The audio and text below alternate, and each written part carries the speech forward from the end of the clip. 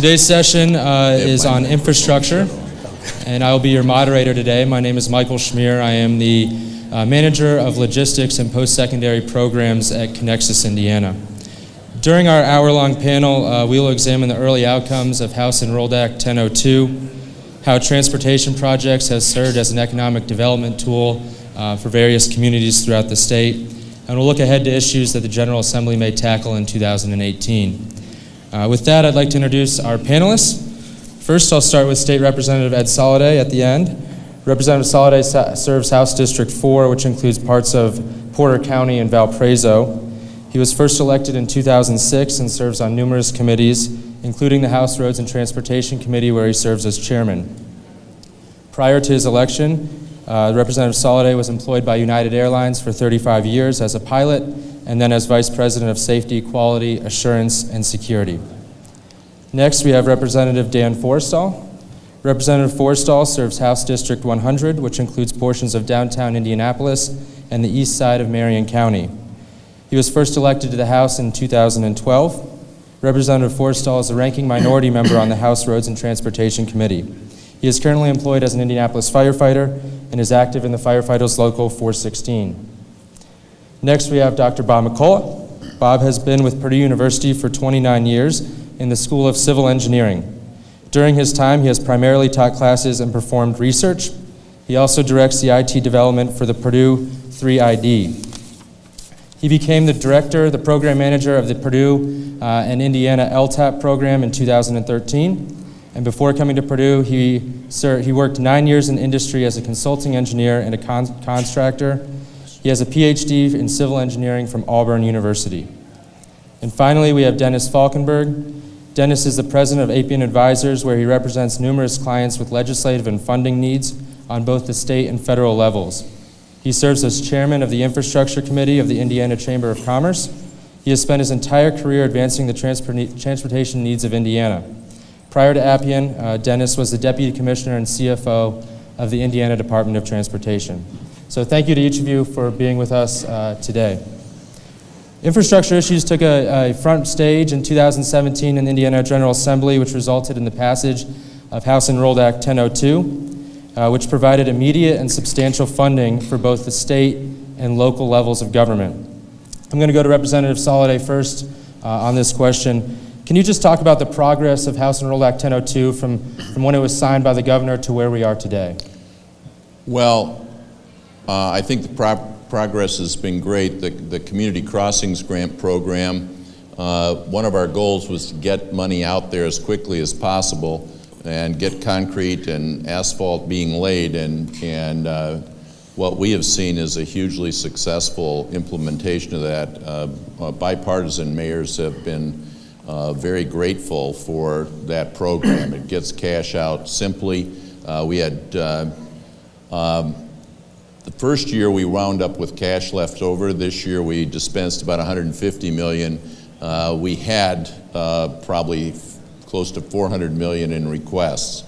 So that program will continue to grow. It was about $150 million this year. It'll be somewhere between $190 and $200 million next year, and we'll probably be right in that $200 million, $230 million range in perpetuity. Or as often as the legislature meets. So we've been very pleased with that. We've had a couple little glitches in the diesel fuel cost collection. We're going to clean that up this year. We'll have a 1002 cleanup bill, but we're pretty pleased, and even those folks who have been somewhat skeptical have come back to me and said, I'm really glad I voted for that. It's still polling north of 55%. So we think it's the right thing to do, and as we look at other states, it really works forward. Thank you. He mentioned the Community Crossings program. Bob, can you talk about what the LTAP program does for local communities and how you've been able to assist local communities with their Community Crossings money? Sure. And at first, I wondered why I was invited to do this after looking at other people up here. And the only thing I could come up with was I coached Michael in youth baseball, and he's getting back at me because I didn't teach him how to hit a curveball, I think. That's probably it, yeah. Right? So LTAP is a center at Purdue University in the School of Civil Engineering, and we are a resource for the local agencies around the state. So we provide training in different forms. Our biggest event of the year is the Road School at Purdue. And then we have other conferences as well as workshops that we deliver around the state. We also provide technical assistance to all the local agencies in the area of safety. In our helpers program, we also provided a lot of assistance recently, and I'll go back to that in just a minute, community crossings. And then we also have resources publications that we produce that you have probably used in the past. For example, the directory for local officials is an annual publication. And then we also have other reports that we produce. We produced the report last year, not the annual, but the condition report at the end of last year, and it was, I think, used by the state legislature in their deliberations. We're going to produce, since we're at a university, we like to give grades, right? And we like to issue report cards. So every year we're going to be issuing a report card from the data that we receive through the asset management data. And I'll go back to that in a minute. So we want to help you, and we're easy to find on the internet, or if you want to come to Purdue, we're out in the research park. So please contact us. So in the last couple of years, due to the Community Crossings program, the requirement was that you had to develop an asset management plan. And that has been, I think, very important and valuable to all the local agencies around the state. We heard some maybe complaining at the start, but we're starting to see buy-in. So for example, in 2016, we received about 350 asset management plans. This year in 2017, we received about around 420 asset management plans from around the state.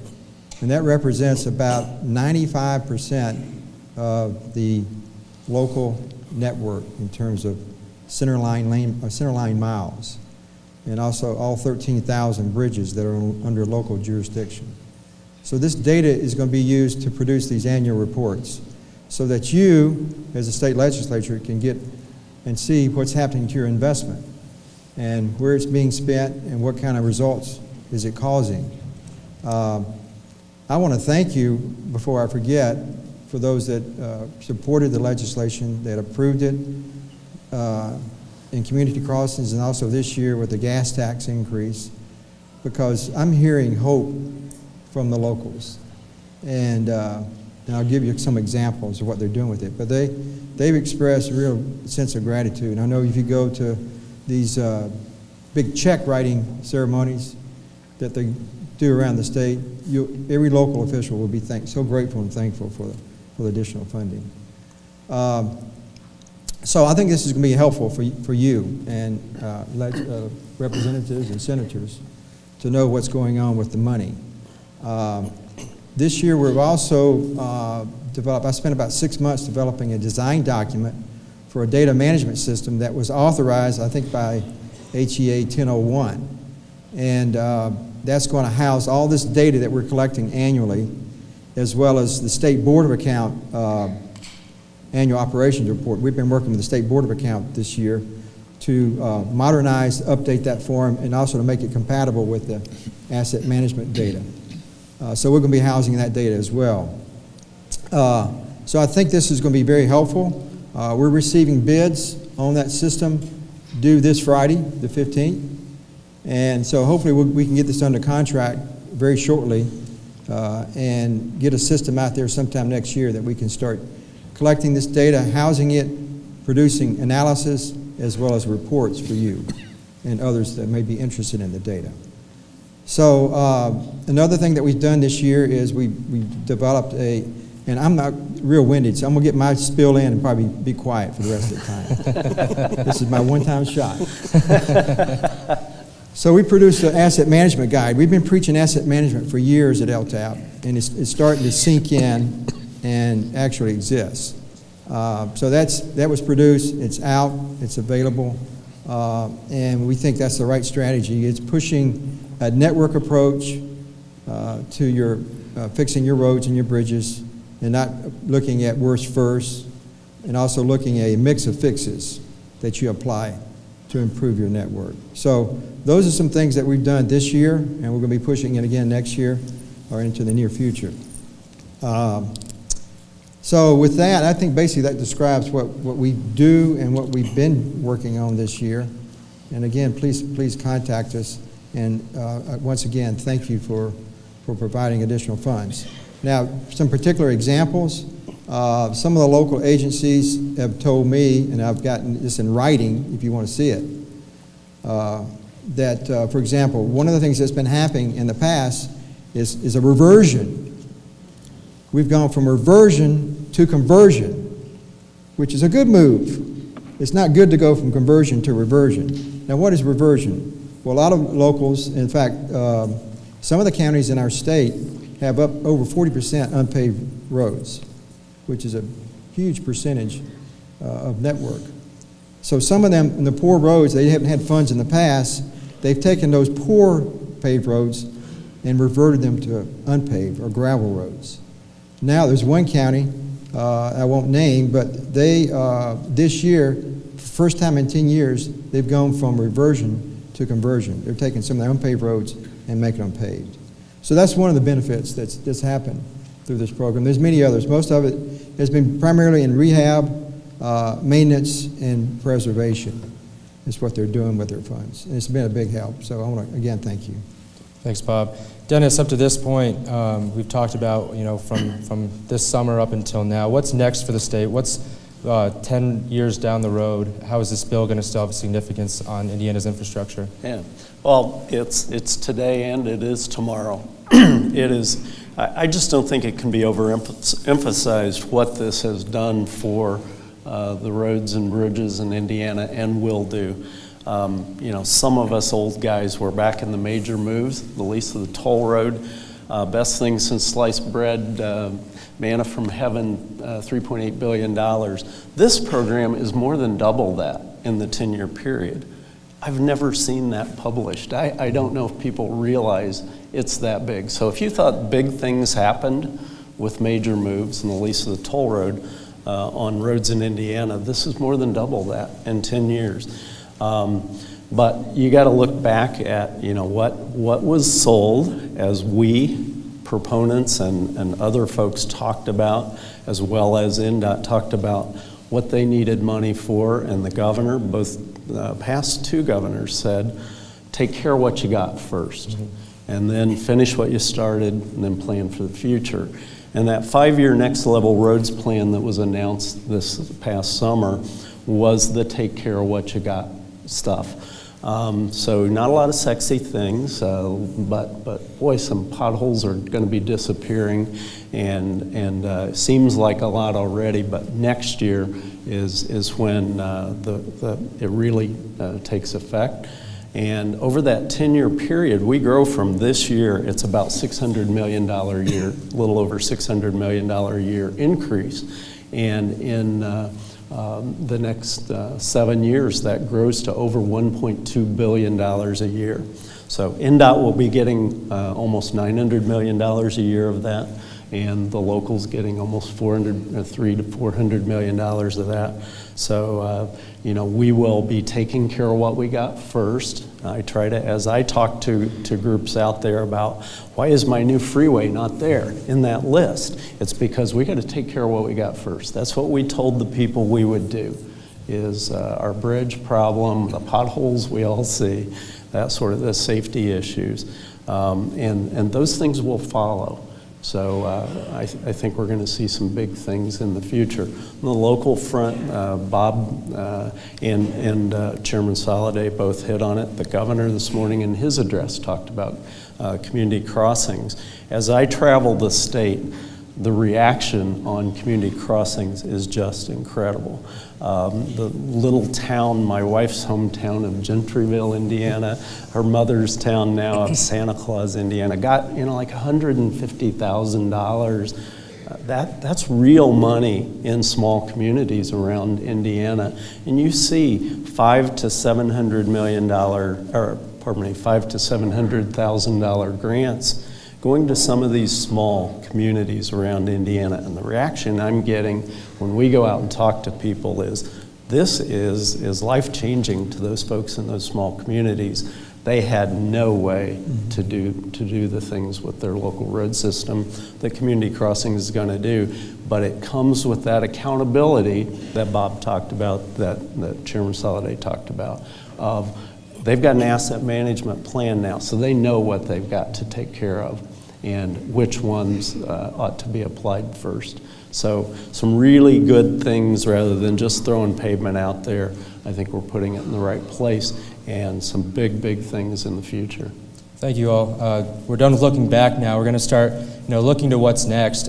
We all know transportation and infrastructure projects can have huge impacts on local communities in the state.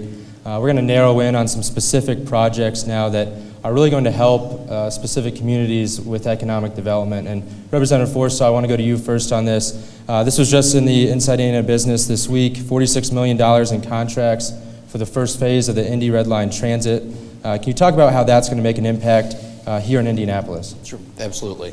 First, I'd like to thank everybody here for having us here to be on this panel. It is really an honor to get to talk and be before all of you. Thank you very much. Yeah, $46 million in contracts related to the Red Line here in Indianapolis. And for those of you who aren't familiar, my district is District 100. Last on the list, first in our hearts. And it consists of Irvington, Fountain Square, and a little bit of Mass Ave. So I always like to say it's the coolest district in the state of Indiana, I think. It's got a lot going on. But it also has the most miles of rail, and it has the highest number of the main lines crossing through it. And so for my district, it's a huge boon, economic development-wise. I think you can see it when you look at $46 million in construction contracts being doled out for one of the lines, and knowing that studies have shown that the economic impact is something like $3 to $4 returned for every dollar of investment put in when it comes to mass transit. So I've been saying this for years, since my very first session at the Indiana General Assembly in 2013. I think that the catalyst for, or the biggest catalyst for economic development driving in the city of Indianapolis was the passing of the mass transit bill. I think getting people to and from work will have a ripple effect of economic impact that we haven't fully grasped yet. I, in fact, had a meeting with the Central Indiana Regional Transit Authority yesterday to talk about this very issue. And I'm going to be taking the bus to the State House, actually, when session starts a couple of times, so I can kind of get the feel for it. But I'm looking forward to it. I'm excited about it. My constituents are excited about it. And I think more importantly, businesses where these hubs are going to be placed are excited about it, because studies have shown that they are hotbeds of economic activity when it comes to having people gathered in those places. Things pop up like restaurants and digital stands, newspaper stands, but kind of the digital version that we're seeing more and more now. So it's a very exciting time in Indianapolis, and I think the next big thing for mass transit in central Indiana will be who else is going to join us. I think once it gets started and the system is up and running, I think we're going to see some of the surrounding counties really become interested in having their own mass transit systems. Speaking of mass transit, up in Northwest Indiana, the South Shoreline expansion bill that was passed last session, also the transit development districts, Representative Soliday, can you want to talk about where the South Shoreline project is, what benefits it's going to bring to Northwest Indiana, and specifically those transit development districts that you've talked about for a couple of years as well? Yes, Northwest Indiana is interesting right now, just because of the tax circumstances in Illinois.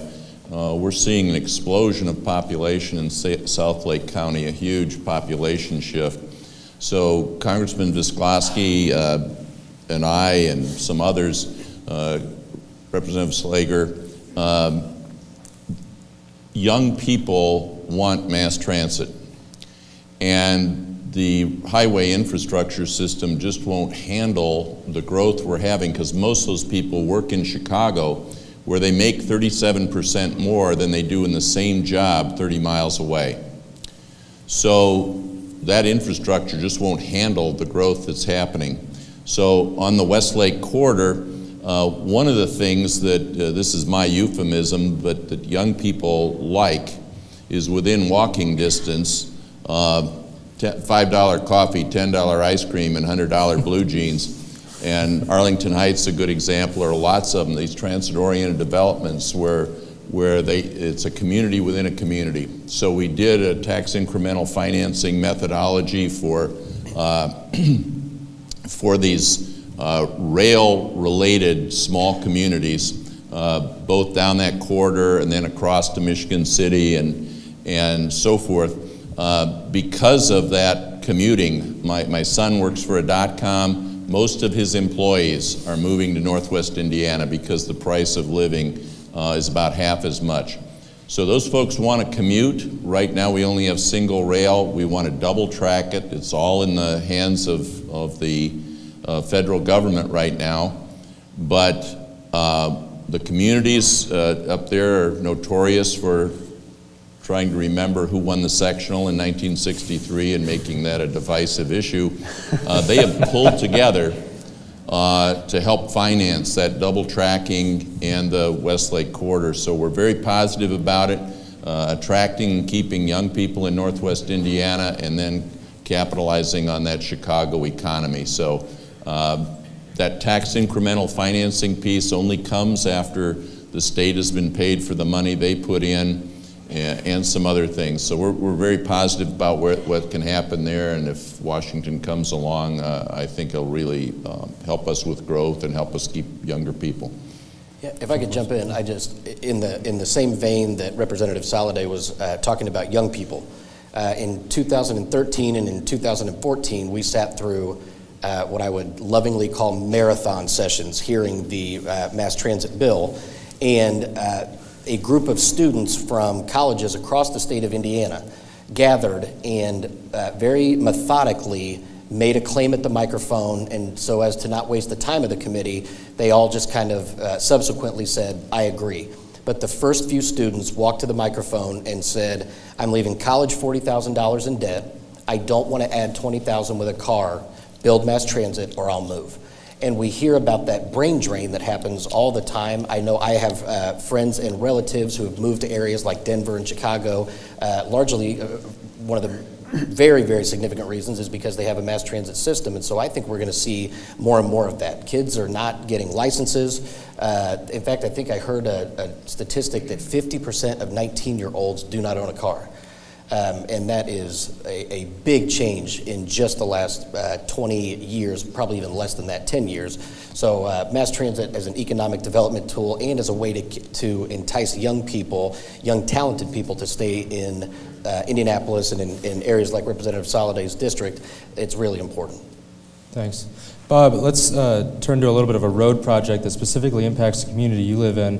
The State Street Redevelopment Project, P3 or P4 in West Lafayette. Can you talk about how that project has brought economic growth to that area, specifically to West Lafayette?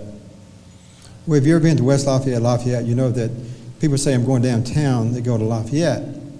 West Lafayette doesn't really have a center core, and I think that hurts their identity as well. But this project, it goes from the Wabash River out to the 231 bypass on the west side. So it's a very long project. It's an expensive project. Around $120 million is being invested in this. And as Michael said, it's a P3 or P4. So the partners on the public side are West Lafayette and Purdue. And then we have a private venture company that's on the private side. But I don't know exactly all the details in terms of financing and how it's getting paid for, but I know that we're going to be paid back through TIF. There's a TIF district in West Lafayette, and there'll be a TIF district on Purdue's campus out by the airport where development is being pushed and promoted by our president, former Governor Mitch Daniels, and we're starting to see some development out there. Rolls-Royce has built a center there, but Anyway, what it's doing is it's changing the look and feel of the downtown or Main Street in West Lafayette. We've gotten, like Michael said, we've got 2 high-rise projects already underway. These will be the highest buildings in Tippecanoe County, about 14 stories. And then some other developments, streetscapes, landscaping, multi-use paths for bicyclists and pedestrians. And it's really making that whole part of the town and campus come to life and look upscale. So that's what it's doing. And it's been a very cooperative effort locally, but it's going to reap some big benefits from an economic development standpoint. Thanks, Bob. Representative Solid, I'm going to go back to you. Move to the southern portion of the state. The Ports of Indiana recently signed a purchase agreement for 725 acres along the Ohio River in Lawrenceburg. Obviously, a fourth port could bring additional job opportunities for the area, but what are the steps that need to happen between now and the port coming to fruition? Well, as I understand it, first of all, the media reported that incorrectly. We purchased an option to buy. We have not committed completely to buy. I think where the administration is, and I know where I have been, our state, different than most states, our ports are self-sustaining. They are not subsidized by state money. Other states that have developed a lot of ports wind up with these competitivenesses for funds. What our view is, one, that there needs to be a market study. Every person who ever talks to me, their project is economic development. Well, as we're distributing road funds, we have a new model that puts a number to how much economic development is there. So one of the things that is a barrier down there to that port is it requires $150 million of road investment, which is not in the money we just raised. So that is a pretty big decision to put $150 million in road work down there if we're just dividing the pie into smaller pieces. If there is shipping that has not been addressed, the market is there, then we're going to go forward, as I heard the governor say, in a very measured and methodical, data-driven way to move forward with the port. So all of the pieces are in place, but now the business decision has to be made. Is there a market there that will not make this a budgetary burden? Thanks. Last mode of transportation, a big announcement this year by the Indianapolis airport with the first transatlantic flight to Paris. Probably going to bring a lot of opportunities for Indianapolis. I'm going to talk about it specifically to Indianapolis and then how direct flights around the state, whether it be South Bend, Evansville, can help with economic development. Sure. Well, I think it's frankly, a huge boon to have a direct flight from Indianapolis to Paris. I mean, being able to get to Paris with one flight allows you to connect to almost anywhere else in Europe with simply one more connection, and that's a big deal. That's a big economic deal for Hoosiers. And you know, for the Indianapolis airport in particular, which has been named 5 years in a row the best airport in North America. I think it was time that we had a direct flight to a major European city like Paris, and I think it also allows Hoosiers to maybe take a trip to Europe that they didn't think that they could take before. I mean, having that direct flight cuts down on cost. It also cuts down on travel time, which for me is a big deal, and I'm sure it is for other people. So in terms of the flight being added to Paris, I think it really opens up a lot of travel options, not just for Hoosiers, but for other people coming in to connect to that flight and then fly into Paris. And then one of the best things about Europe when you get there is they have a functioning mass transit system. It kind of comes full circle, but that's one of the amenities that is almost taken for granted in Europe, and you can jump on the channel or a train and get to almost anywhere with just one flight. That's a big deal. Thanks. We're going to move on now to kind of what the next step in transportation is. A lot of talk out there about autonomous vehicles, drone technology, stuff like that. Representative Solid, I'm going to go back to you again, then we'll go to Bob and Dennis to talk about kind of what the state and locals have to do to get ready for this. The Washington Post ran an article titled, "How Safe is Safe Enough to Put Driverless Cars on the Nation's Roadways?" The article cites a AAA poll where 54% of drivers said they felt less safe when they shared the road with an autonomous vehicle. You're authoring a bill to allow for autonomous vehicle testing this upcoming session. Can you speak to its intent and goals and how you're going to ensure that Hoosier motorists will remain safe on our roadways? Yes, we have a bill in draft and it's changing regularly, much like I did the road funding work. We've had a stakeholder group meeting for about 5 months. I've been all over the country in seminars and so forth. I've ridden in the autonomous vehicles, and the governor and I have chatted, and I think we're on exactly the same page. Number one, in the bill, we want to assure that we're not going to compromise Hoosier safety. We're not going to compromise workers in work zones. We're not going to do that. But number two, we want to assure the community, as Representative Forrestal said, the younger people who are very enthused about autonomous vehicles, more so than older ones, that we're open for business. And we want to encourage the development of autonomous vehicles. We have a lot of manufacturers here. But let me just say this, after becoming immersed, maybe drowning in autonomous vehicle literature, there is a big difference between what the vision casters are saying and where we are in the research. And what most folks will tell you is, if somebody tells you something is absolute, they don't know what they're talking about because nobody knows. So things are moving very, very rapidly. There's testing and quite frankly, pretty advanced testing in Phoenix, San Francisco, a little bit in Pittsburgh. Now, the Society of Automotive Engineers have said they're going to divide autonomous vehicles into 6 categories. 0, which means you're driving everything yourself. And 5, you load the kids, the dog, in a box with wheels and say, take them to grandma's, I can't stand them anymore. That means go any place, anytime, any weather. Most people who are doing research say that is aspirational. Even Elon Musk says that's aspirational and may never be achieved. Probably what is achievable is level 4, and that in layman's language is this. You can be driving on I-65 and read Mad Magazine. The car does everything. It even has software for escape maneuvers if something fails.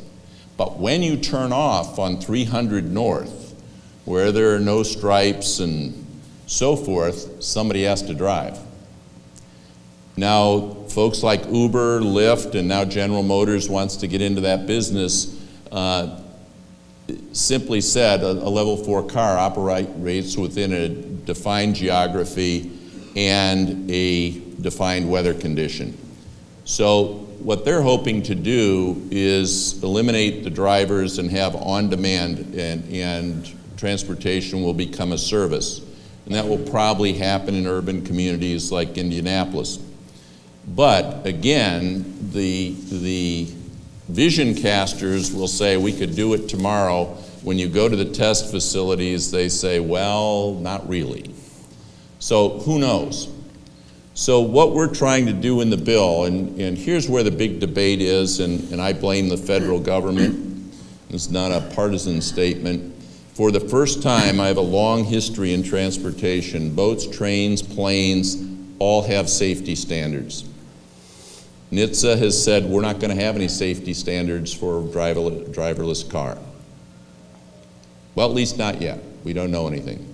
But states, you decide what's safe to operate in your state and what's safe to test.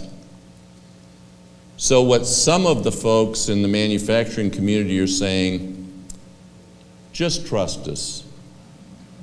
We're not going to share any data with you, just let us operate. We don't want any testing. We're just going to turn it on and just trust us. Well, here's the polling. 90% of Americans say, if I ever ride in an autonomous vehicle, there has to be a steering wheel and a brake. That's 90%. 65% say, I probably will never own a driverless vehicle, and it scares me. So there's some education to be done. The vision casters say, well, people said they didn't want an Apple iPhone. It's going to follow that same timeline. Other folks say, wait a minute, that won't happen. And here are the myths that you will hear, and you'll probably hear them in the hearings. 94% of all auto accidents are caused by human error. That's what we used to say in aviation. That's what the manufacturers sold us until my generation came along and said, why did the human error? What were the other factors in the engineering that allowed the human to err? So what they're saying is if we adopt all autonomous vehicles, there will be no fatalities. Well, any engineer will tell you humans err, including engineers. So 0 is not a real number. But what they also are not saying, the vision casters, is, and I'm not pitching Toyota, I don't own one, but you can buy a Toyota in 2018 that has 50% probably of those safety features as standard. Lane maintenance, auto braking, so forth and so on. When we get vehicle-to-vehicle communication, you probably pick up another 20% of the safety. But are we going to mandate that only autonomous vehicles, and there are people on the radical side saying, by 2025, no one will own a car. And I don't know how you get there without mandating it. And so you're always going to have a mix of autonomous and so forth. The last part of our bill, you'll hear the vision casters talk about 8 trucks in a row platooning. The problem is they're not really talking to the logistics people and the trucking people. Trucking people say, one, drivers do a lot more than drive, so we're going to need somebody in the vehicle. Number 2, we don't have 8 trucks. Very rarely do we have 8 trucks going the same place at the same time. So the radicals will say, well, trucks are only going to operate between midnight and 4 in the morning, and you say, well, what about on-time demand and those kind of things? And they say, well, you just mandate it. Well, we're not going to do that. So we have worked out with the trucking industry and with some software companies something that is beyond a test. Drivered vehicles will be trucks will drive close together. Probably 30 feet apart if they're properly equipped, but there will be a driver in both. It's about 14% gain in fuel efficiency, significant gain in safety because the drivetrains and the braking systems are electronically connected. The driver in front steps on the brakes, the driver in behind instantaneously brakes are applied. So we're going to be actively and aggressively participating in making those systems work. It's kind of a crawl, walk, run. We have the vision casters saying, let's run before we know how to walk. We have a lot of manufacturers saying the economy will probably plateau at level 3, which means you have all these features, but the human can intervene at any time. So we're trying to listen to everybody. What we'll have in a bill, as long as I'm carrying it, assure Hoosiers we're not compromising safety, and assure the industry our doors are open to encourage innovation. Now just add this, to encourage innovation, whatever law applies to a big manufacturer also applies to 2 Purdue engineers that are working on an idea like Stephen Jobs did. They have to have access to the marketplace also, so the safety standard should be the same for both. Thanks, Ed. Did you want to chime in, Representative Forstall? Yes, I did, especially because this is exciting legislation. And having not read the bill yet, I really want to just say that I support the concept that Representative Soliday has just laid out. There is some education that's going to have to go into it with Hoosiers and nationally because, as Representative Soliday noted, polling is not great on the concept of having a driverless car yet. But I think we will be there, and I think we will get there as people who are maybe a little more timid with technology become more and more comfortable with it, and I think they will do that. The other thing I wanted to note was in the Washington Post article that I thought was very, very interesting was, are we going to let perfect be the enemy of good?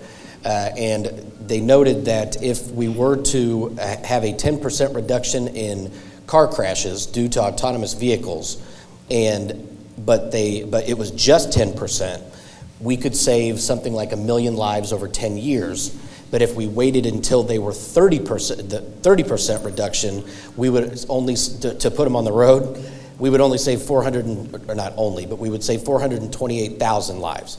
And so that's important to remind people that 10% reduction is really important. Those are people's lives we're talking about.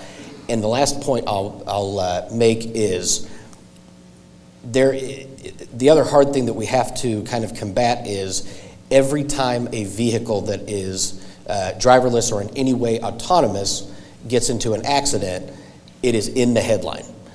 Regardless of whether or not the driver was operating the vehicle at the time, it will say autonomous vehicle involved in car crash. And so we have to educate people, and that takes some time, but I think we will get there, and I think this is an exciting, very forward-looking bill. Dennis and Bob, what do the state and local communities need to do to get ready for this next generation vehicle? Dennis, you want to go first? Oh, yeah, Bob would probably be more apt to answer, but, I just think of all roads really, and local roads being the, the last mile. We're a ways before we get there. I mean, Chairman Soliday talked about, when you turn off on 300, then the driver maybe has to take over.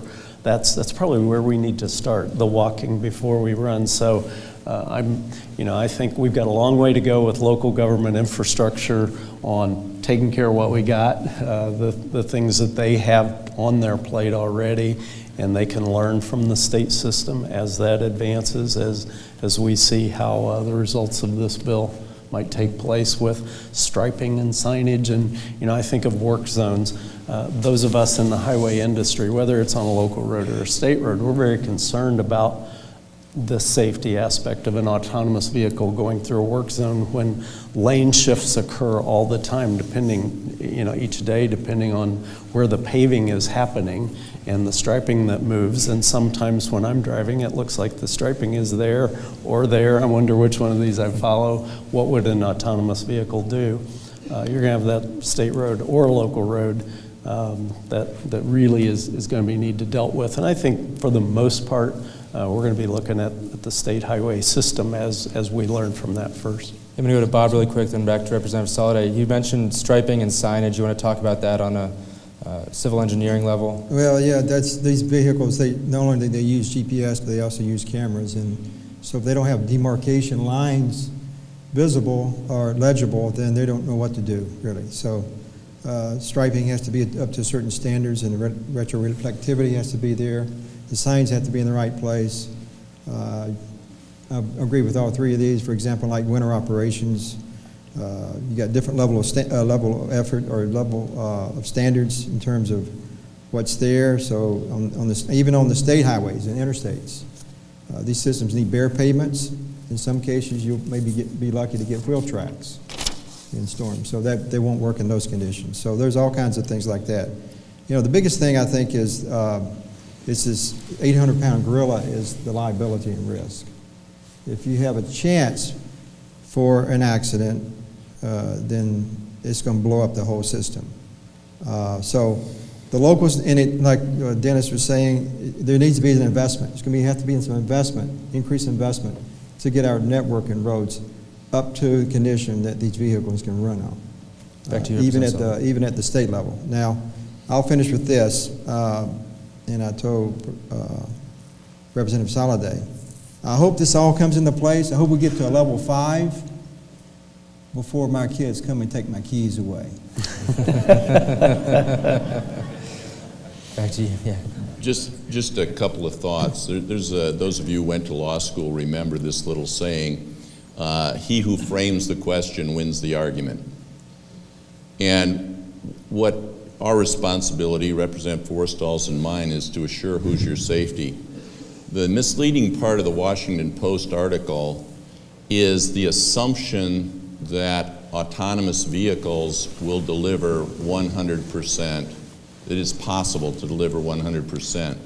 What we're doing in our bill is all we're saying is, because there are no standards anywhere for this computerized driver, show our committee of technical experts that you haven't compromised current level of safety. We're not saying to operate on our roads you have to improve by 10% or 20%. Just don't compromise what we've got. And one of the problems we have right now is all these folks are competitive and they don't want to share their data or even the information from the data with anyone. So we put together something that we think that works, but those of you who know me, I believe poets should write poetry, legislators should write legislation, and engineers should do engineering. So I don't like to put a lot of technical stuff in code that's just changing as rapidly as we can meet. The second thing is that I think in this rapidly changing world, our thinking in legislation has to think in terms of an iterative process. We learn and we change. The legislature meets every year. But unless we are data-driven, then it's very hard for me to buy into this, just trust me, I'm big. Because I'm not sure the public just trusts corporations because they're big. And we have to have room for the little guy to play on the playing field. So one of the things that both Bob and Dennis raised that we don't have a handle on, it's very hard to write legislation about it, but again, is should it be there, should it be over at INDOT, is we have some very advanced technology in tape and so forth. Some works great in rain, but it doesn't work well when the sun is up. Other works great when the sun is up and doesn't work when it rains. So what we're hoping to add on the bill is that INDOT will have a recommended list of things that we have tried with these new technologies, that the locals can then look at that list and say, this is something as we repave a road we might put in there. One other statistic, like talking about data. So in the state here, there's about 13,000 to 14,000 centerline miles at the state level, and there's 84,000 at the local level. So in the large part of our network will probably not be accessible to these types of vehicles unless we make some dramatic changes to that local network.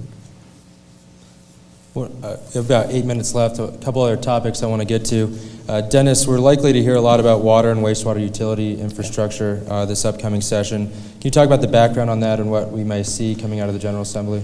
Yeah, I think that's the next big one to get a hold of here. I think back the last 10-year effort and 6 years of studies that Chairman Soliday and Representative Forstall worked with in the legislature, that 10-year education effort. Well, you don't see most of the water, wastewater. It's underground. Less your sewer backs up in the shower in the morning. You don't think much about it. The road blows up and a water line breaks in the winter and you have an icy intersection. That's when you think of it, but most of the time we don't think of it. Studies have shown an incredible need out there for water and wastewater in Indiana. But most people don't know that. Most people don't care. As long as their water runs and the toilet flushes, they're fine. It's not like being in traffic where they're stuck in traffic that they see every day. Recent studies have shown, it's the Indiana Advisory Commission on Intergovernmental Relations did a study 2 years ago showing a $16–17 billion need over the next 20 years. I look at that and I think this is like highways. This is to me that highway discussion only is water and wastewater. An unmet need of about $425 million a year. Our local and urban municipal systems and private utilities out there for water and wastewater are facing with no way to fund it. And the user pays. We got to figure out a way to do that, but what financing is there? The federal government, the state revolving loan fund, and so forth. And I think Representative Soliday will be able to tell you about some things they have in mind to start looking at this. But we're not ready right now, I don't think, and maybe these two who actually will have a vote on that will say differently, but I don't think so. I don't think we're ready to say, okay, here's the answer and here's the money. Here's $425 million a year to fix this problem. We've got to find the data. We've got to do a lot of studying to figure out what the problem is, identify it. That data-driven approach we used on highways, I think is exactly the route we need to go here, and figuring out what the need is, where the need is, how it can be solved, what the financing options are, and how we can get this fixed around the state of Indiana. Representative Soliday? Very difficult issue. People have been working on it for a lot of years. Senator Charbonneau has. Funding bills originate in the House. A lot of discussions, and I can speak for where we are in the House. We've had these discussions with the governor's people. It's been almost every day because there is a little conflict about the solution. What I was asked to do, and believe me, I didn't volunteer, it's a draft, to try to take the principles we used in road funding and bring us to closure. So I have a bill. Now the governor may just do it by executive order, and there are two schools of thought, just to be as candid as this. Once you're over 70, there are no filters. So my way of thinking is be inclusive and bring people along at the same time. So the bill I have in draft, and it's still being worked through, basically puts the IURC chairman as chairman of a task force made up of industry and government people required to report out by November of 2018 a clear path. Because we've got a lot of things that just needs to be brought together. One of the difficulties in the water area is we have state roads, so we have an INDOT, so we have a central group. You don't have that with water. And what you have is IFA, which is supposed to be an agency that manages money, has sort of had some executive creep, and it's heavily weighted toward water. And the question is that where it should be? Should there be an agency of agencies? I don't know the right answer, but someone said to me, why don't we just create a Department of Water? Well, we don't have a state water system. So basically, what we've said is to do what Senator Kenley did with roads. We had all the data. We had lots of years of hearings, but to bring everybody into focus, we did the first committee 2 years ago, which brought expertise, and so we're saying we should do that. Another school of thought is that the administration should go do it all on their own and throw it over the wall to the legislature and say, vote on this. That may work. We've had a lot of success with inclusiveness. So we have something out there. We are going someplace. Our big concern on the House side, Representative Brown will be co-author with me on the bill, and I believe Representative Ober. So what we want is a path that brings us to closure. We don't want to talk about money. We want to talk about process, defining the problem very much more clearly, and bringing everybody to a central focus like we did with roads. Thanks. Want to go ahead? Sure. I would just add that, yeah, this is an issue whose time has come. I co-sponsored 2 bills with Senator Charbonneau previously that had to deal with water. And in that time, I really was able to kind of educate myself about this issue, and I've been saying for probably 2 or 3 years now, it's the next looming crisis that we're going to have to deal with. We leach, I think it's something like 100 million gallons of water statewide, and at a cost to everyone, all the ratepayers. So it's just a very important issue. It's a good thing that we are continuing to look at that and use that data-driven approach to find a path forward to make sure our water infrastructure is in great condition. Because like Dennis said, as long as people turn on their faucet and water comes out, they assume everything is fine. And don't get me wrong, the water is drinkable and there's no need to scare people, but we are at a point where we're going to have to improve our water infrastructure soon. Couple minutes left. I want to get to one last topic before we get everyone to lunch. Dennis, the Trump administration's been reported that it's going to switch its focus back to infrastructure in January on the federal level. Do we expect Congress to come out with anything in 2018 before an election? Or tax reform, or health care. I'm a bit skeptical. I'm hopeful. I was thrilled to hear it was a priority of the new administration that there would be a $1 trillion federal infrastructure package, but details are scarce. We've waited and waited. In May, Secretary Chow, Department of Transportation Secretary Chow, had a big announcement, and it was 2 pages. It was a nice 2 pages. Not a lot of detail there.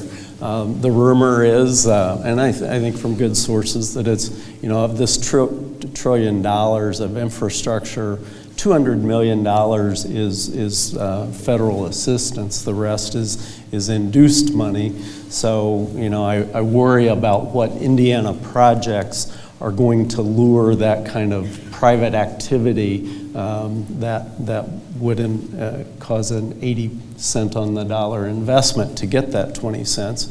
And that's over 10 years, so $200 billion over 10 years, that's 20 billion.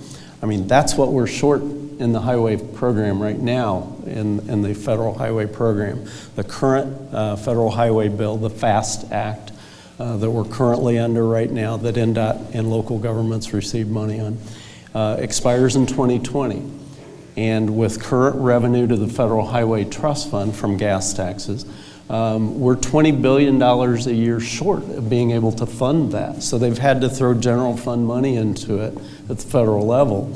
Speaker Ryan has said that's done. We're not doing that anymore. They've cleaned out cookie jars all over the federal government to come up with that amount of general fund money to subsidize the highway program. He says live off current revenue. So that would be a $300 million hit to Indiana if we lose that $20 billion. So I see a $20 billion, the real cash part of that Trump infrastructure program maybe just filling the gap that I see coming in the current highway program. There is renewed talk about in January, they're really going to come out with the plan, and I'm hopeful of that, but last night's election results, I think, make everything harder to do in the Senate. We'll see how that comes out, but I'm really glad that Indiana stepped up to the plate and decided to fund our highway program. We're taking care of ourselves, not just waiting for them, but it really does need to happen.